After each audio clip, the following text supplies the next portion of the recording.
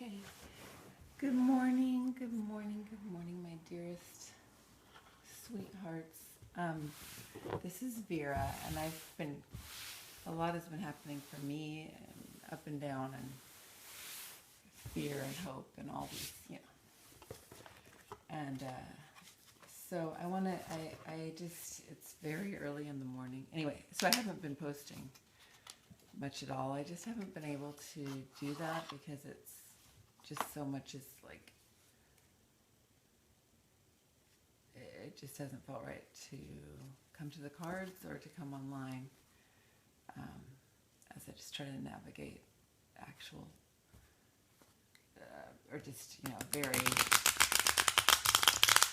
tangible or daily things happening, with me. The star fell out. The star. And it's Anne Frank, a voice that was silenced. It's Anne Frank as the star. And what I had woken up, it's 4:30 in the morning, and I just woke up. I have a super long day ahead of me, and but I was just very inspired to actually do a reading. This is one of the fellows who helps keep me grounded. And what I was drawn to do, what came to me was the agency of receptivity.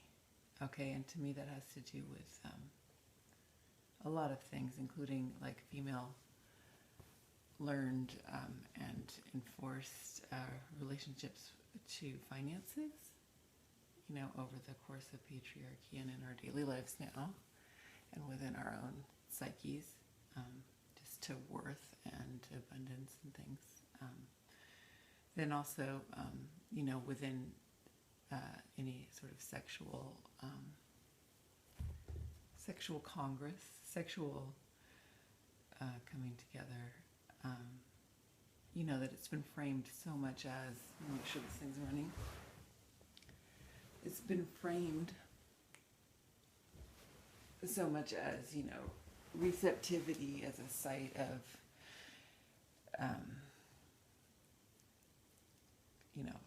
being conquered or somehow, now Helen Keller is here, Two of Swords, which I read Helen Keller in this deck with the Two of Swords to be like this ability to, traditionally it's the, it's about, kind of being stuck.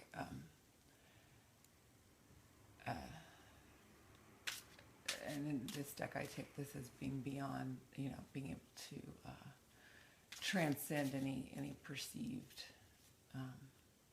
anything that we perceived or described as limitation, just through the sheer power of brilliance and love and agency.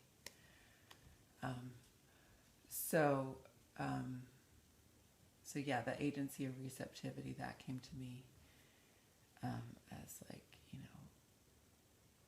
in the sexual act, just that is agency. That's not being acted upon. That's like, and I think coming into our, reclaiming our time, coming into our power now, coming into just, and not power over anyone or trickery of any kind, just like resting in the actuality of our actual,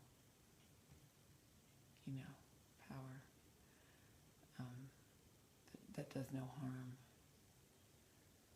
but is amazing. Okay, and then the other thing was, what was it? Just that being present, that resting in yourself, loving yourself, and then at first I was going to say the reintegration of our senses of ourselves, but then I thought maybe it should be the reignition of our senses, the reignition of ourselves. Anyway, okay. So I was going to put some in a position for Black Moon Lilith, and some in a position for Cora in Hell, which is, how the poet William Carlos Williams framed and delimited Persephone or series, Black Moon Lilith and Cora in Hell. I'm reading cards for. Usually I do particular astrological patterns. I'm doing this for just like right now, what's happening for those two. Using those two, we got the Ace of Cups with this beautiful crowned. I'll show the cards in a bit.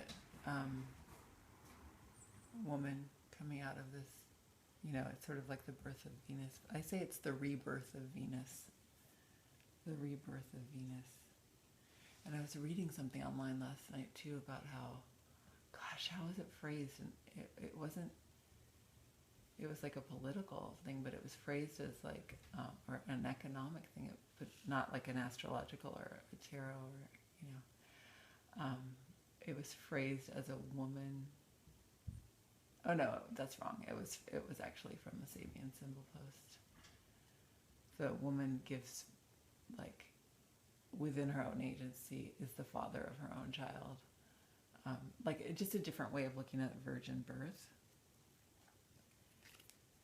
Okay, I better read some more before my time runs out on my camera on my phone.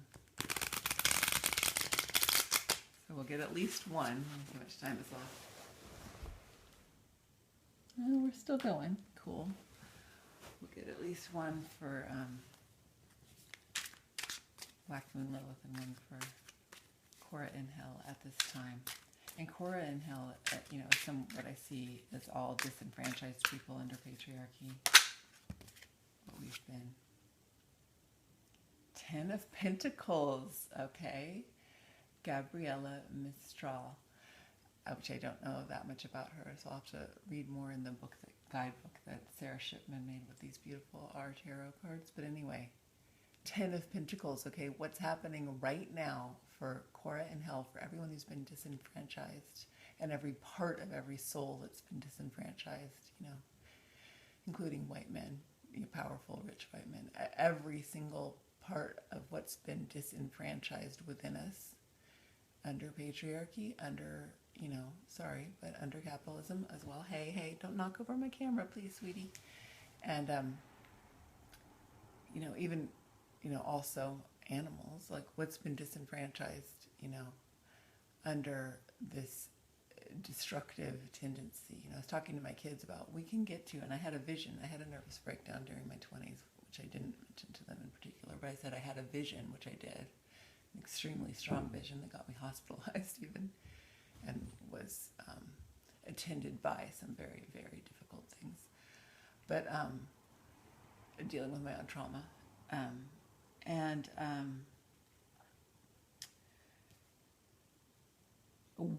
One thing that came to me among many other things in that vision was just this sense of seeing into the future, you know, because this was back in the 90s, seeing into the future of a way that we as humanity learn to live on the earth with all of our brilliance, creativity, inventiveness, you know, technology, like uses of natural resources, and freely, creatively, happily, joyfully making, but not destroying in the making.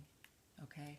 So we are here now. We are here now, and we have the ability to be here in a way that is good. In a way that is good.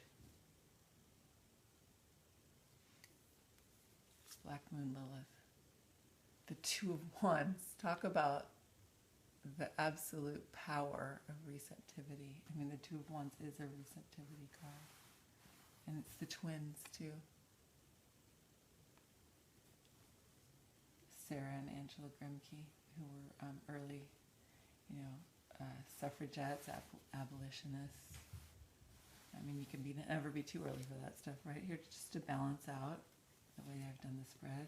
Drawing two more. And oh my gosh, I got Joan of Arc as the Fool, and Lucy Hicks Anderson, a transgender woman who lived her life, you know, during very, you know, ahead of her time, you know, transcending her time. I was just talking to another mom about how they're renaming an elementary school in our town because the guy who it's named after now was awful, racist governor, and that some people wanted to keep it, you know, and just said, oh, well, he was just of his time. Well, if that's what your time's like, don't be of your time. Rise above it. Change it. How much time, speaking of time, do I have left on this video? Okay, so this has been one of my theme cards lately, Six of Swords, moving away from and toward, you know, and how it can almost be scary to actually be moving into your deepest sense of self, your happiest, most grounded life here on earth, you know, bringing your full, real, complex, and simple, and gorgeous, and native, and beloved sense, you know, of your own soul's true shape, and living that on earth, and having that accepted by all, most especially yourself. And what a gift that is to each self and to each other. And then the full, with Joan of Arc, I mean, listening to, you know, your guides, knowing and living within and integrating, you know, all forms of existence, and you know, all the layers of, you know, where we are and how we are existing, not just the ones that are, you know, acknowledged by like the mainstream, you know, general consensus reality, as Rob Resney calls it. And then underneath they have the Page of Wands with Elsa von Freitag. Okay. And you know, she probably is the one who made that little art piece that's often credited to Marcel Duchamp. So anyway, and it was, you know, attitudinal and hilarious, and, you know, just, you know, probably just one tiny thing she did that some dude like took credit for and got all this credit for being brilliant, and it was probably like an offhanded thing that she did. Anyway, I'll show you the cards. Okay, we started with the Star, the Two of Swords, the Ace of Cups, the Ten of Pentacles, the Two of Wands, the Fool, and the Six of Swords. Here we go, guys. Here we go. Love to you all.